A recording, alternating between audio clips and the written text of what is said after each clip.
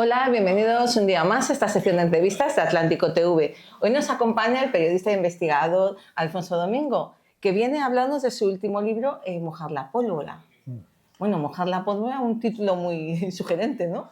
Sí, bueno, es una vieja frase de la Marina Española, de un combate que hubo en el Callao en 1862, creo, en el cual se incendió un barco, el polvorín, iba a estallar el barco y le propusieron al capitán del navío mojar la pólvora para evitar eso, y él dijo que no era día para mojar la pólvora, ¿no? Y volvieron al combate, etcétera, etcétera, después de apagar el incendio.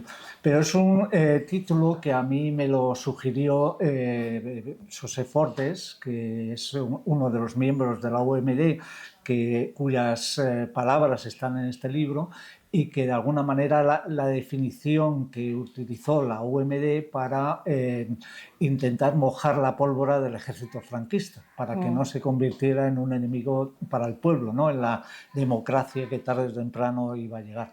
Porque estamos hablando de 1974, la revolución de los claveles y toda la influencia que tuvo en los militares demócratas españoles, como eran los de la OMD. Porque en el tardofranquismo no todos los militares estaban a favor de la dictadura, ¿no? Por supuesto, afortunadamente había una parte, aunque era mínima, era una minoría dentro del ejército español que era demócrata antes de la revolución de los claveles y lo siguió siendo después, y que dentro de lo que era la estructura castrense pues representaba pues una esperanza para las fuerzas democráticas de que no todo el ejército iba a apoyar ni un búnker franquista ni una estructura que fuera en contra de esa democracia, ni siquiera estaban a favor de lo que se llamó la autonomía militar, es decir, que los militares estaban como por encima de las leyes y por supuesto del poder civil para tutelar una posible transición, etcétera, etcétera.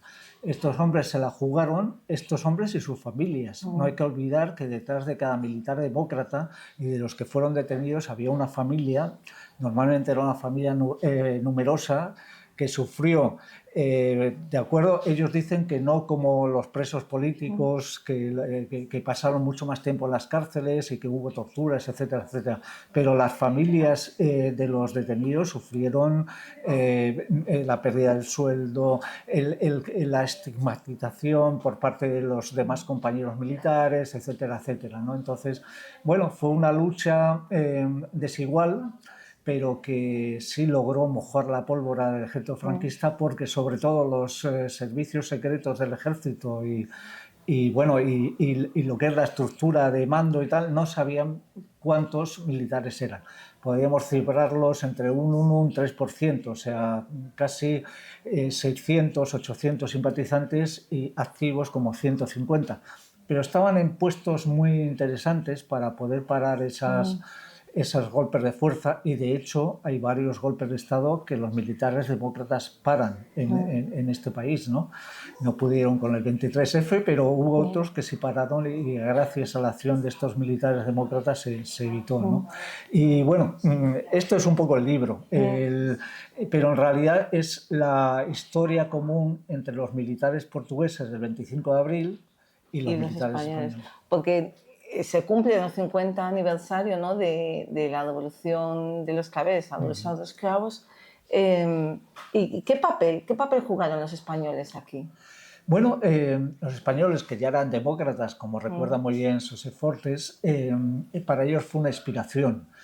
Si para todo el país fue una esperanza, una ilusión que una dictadura de 48 años hubiera caído en unas cuantas horas, pensando que se podía hacer algo parecido en España, para los militares fue una absoluta inspiración. Hubo desde el primer momento mucho interés por seguir el proceso portugués, hubo contactos, hubo viajes de los militares portugueses a Lisboa, que en agosto llegaron hasta la antesala del despacho del general Spínola, que era el presidente interino en ese momento, ¿no? Y se establecieron una serie de contactos que se perdieron porque luego Spínola dio un golpe primero y luego un segundo golpe que tiene que huir a España, y esos contactos se perdieron. Pero a través precisamente de Fortes se logró retomar ese contacto y el jefe secreto, el jefe de los servicios secretos de la Revolución, Carlos Almada Contreras, viajó a Madrid a entrevistarse con el representante de la OMD, Jesús Martín Consuegra, con una contraseña. Entonces no había teléfonos móviles. Partieron un billete de 20 escudos, le dio al enviado de Fortes ese billete, y con esa contraseña se vieron en la Plaza de España y empezaron los contactos institucionales. Bueno, esa contraseña es como de película de espías. De espías Total. de los años 70, claro está. Sí. Bueno, ¿y qué había en Portugal, en el ejército portugués, que no había en el español para que se pudiese dar la revolución? Tres cosas, pero sobre todo una fundamental: las guerras coloniales, las guerras que mantenían en África con movimientos de liberación que lo que querían era la independencia de sus países, y además esas guerras estaban produciendo una serie de matanzas, de muertes indiscriminadas. El ejército portugués empleó napalm contra la población nativa de allí, de Angola, de Mozambique, de Guinea-Bissau. Y los militares se dieron cuenta de que allí, primero, no iban a poder ganar la guerra, que además la guerra solo beneficiaba los intereses de una pequeña clase portuguesa, que es la que tenía el control del Estado Novo y de los recursos en Portugal, unas pocas familias, y entonces se van dando cuenta de que tienen que acabar con esa guerra. Luego hay un tema interno de escalafón dentro de los militares, de unos oficiales milicianos que con pequeños cursos y una estancia en África podían subir en el escalafón más que los de la escuela militar. Y por último también hay un grado de subdesarrollo en el país que tiene la mitad de la población fuera, emigrada para no ir al servicio militar, y la otra población masculina, me refiero, en las guerras coloniales de África. De hecho, la mujer tenía un papel importantísimo en la sociedad portuguesa por la ausencia del varón, no porque realmente la sociedad lusitana fuera más permisiva, ¿no? Y entonces, bueno, los militares portugueses, que empiezan a tomar conciencia de todo eso y se enfrentan a los pilares del Estado Novo, que era el Estado primero de Salazar y luego de Caetano, pues tienen como las tres Ds, ¿no? que es descolonización, desenvolvimiento, es decir, desarrollo, y democracia. Y se organizan de una manera maravillosa, y digo maravillosa porque, claro, piensas que son miles de personas las que están en la organización del golpe el 25 de abril, y aunque la PIDE, la Policía Política Portuguesa, tenía ya idea de que se estaba generando algo, había descontento, era palpable lo que estaba pasando a niveles castrenses en Portugal, consiguieron llegar a la noche del 24 de abril sin que hubiera ningún tipo de chivatazo para el régimen, ¿no? Yo recreo esos dos primeros esos días, pero sobre todo esa primera noche, ese día 25 de abril, en los primeros capítulos del libro, ¿no? Y hago un poco digamos, la radiografía de ese golpe, lo narro porque, bueno, quizá aquí voy a mi registro más periodístico, ¿no? Porque, bueno, yo he estado en la narrativa mucho tiempo, pero tengo un origen en el periodismo, ¿no? Y entonces, pues he hecho ahí una especie de largo reportaje con una serie de personajes, como son Otelo, que es el que hace el cerebro del golpe, y sobre todo el capitán Salgueiro Maia, que es el corazón de la revolución y es el que logra que el 25 de abril triunfe en Lisboa y en toda Portugal, ¿no? Y a partir de ahí también hago digamos, el retrato de esos militares demócratas españoles que entran en contacto con los portugueses y a los que los portugueses apoyan en otra peripecia que, si quieres, te cuento luego, que es cuando les detienen a los españoles y solo queda uno en el exterior y se refugia, se exilia en Lisboa. Yo lo que quería saber es si la experiencia portuguesa tuvo algún tipo de influencia en la caída del franquismo, o no llegó, el modelo portugués no influyó en nada. Sí, influyó bastante. Influyó bastante porque primero eran regímenes muy parecidos, aunque España no tenía el tema de las guerras coloniales como sí tenían los portugueses. Tenía el Sáhara, tenía todavía una serie de intereses en África, pero sobre todo lo que vio parte del franquismo, que era inteligente, es que podía pasar algo parecido. No tanto por la acción a lo mejor del ejército o de gente dentro del ejército, pero sí de la sociedad en conjunto, ¿no? Una dictadura que parecía tan sólida como la portuguesa de 48 años, que cayera en menos de un día, eso les dio, por un lado, mucho miedo y por otro lado diciendo esto no puede producirse en España.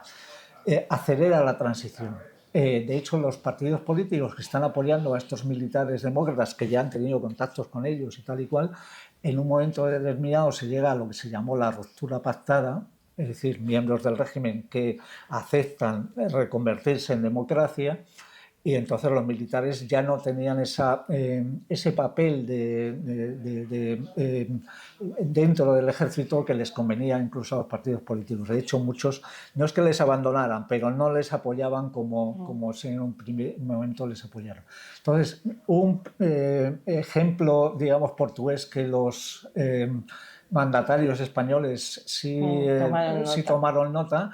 Y luego la sociedad fue una esperanza, fue una ilusión para todos nosotros que estábamos, yo me acuerdo en la universidad luchando contra el franquismo y en las manifestaciones y tal, el 25 de abril era como decir, bueno, es posible poder acabar con un régimen de tantos años, ¿no?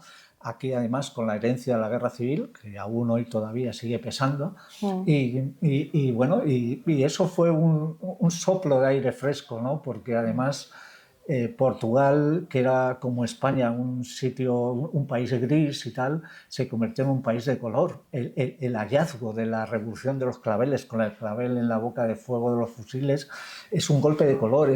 Me lo decía uno de estos capitanes, ¿no? Martín Guerreiro, como la dimensión estética de la revolución portuguesa. O sea, fue una revolución bonita, fue la última revolución romántica, ¿no?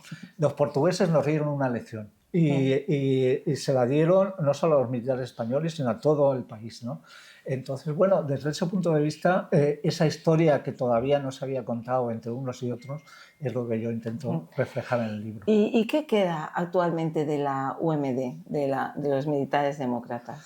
Bueno, la UMD se disolvió porque, bueno, digamos que unos cuantos en la cúpula de la UMD fueron detenidos en el 75, menos uno, menos José Ignacio Domínguez Pucci, que estaba en Esmirna de vacaciones y cuando se produjeron las detenciones a finales de ese verano, el 75, pues le dijeron a los compañeros, no vengas porque no vas a hacer nada aquí, te van a detener, te nombramos portavoz en el extranjero, y sirvió todo eso para que él acabara en Lisboa protegido y bueno, le daban un sueldo de capitán del ejército retirado portugués y él hacía las ruedas de prensa en París porque lo que no querían los portugueses es que se supiera que estaba ahí refugiado.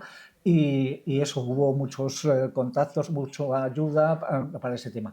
Pero no se pudo evitar el Consejo de Guerra a los detenidos y les condenaron a penas que sobre todo implicaba que les echaban del ejército. Porque desde 8 años, 4 años, solamente a 2 les permitieron quedarse en el ejército porque las penas no rebasaban los 3 años. ¿Qué pasó? Que en la siguiente amnistía, que fue la del 76, no entraron los militares. O sea, fue mientras que grupos terroristas como ETA, si se les perdonaban los delitos, a los militares españoles no les permitieron volver al ejército y bueno, hubo un indulto de Suárez, promovido también por el rey, etcétera, etcétera, que salieron de la cárcel, pero no les amnistiaron. Tuvieron que esperar 10 años, en el 86, para que, por medio de Alfonso Guerra y algunos otros políticos que sí les tenían pues eso, mucha estima, consiguieran ser exonerados con la amnistía de todo tal, y algunos intentaron la vuelta al ejército, cosa que no fue posible. Pero en el 78, después de que se había aprobado la Constitución, la UMD como tal ya había dejado de tener una función dinamizadora de la democracia, etcétera, etcétera, y se disolvieron.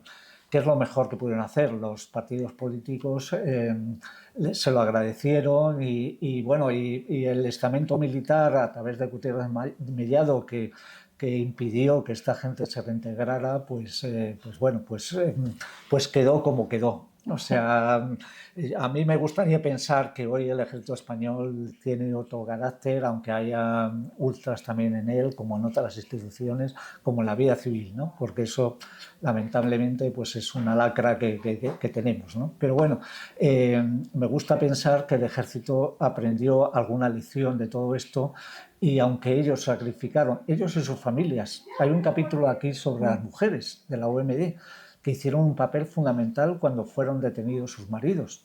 Yo digo, la segunda línea se convierte en vanguardia. Fueron las que mantuvieron la organización durante una serie de meses viva y activa, ¿no? Y también creo que había que hacerles un homenaje porque se la jugaron también.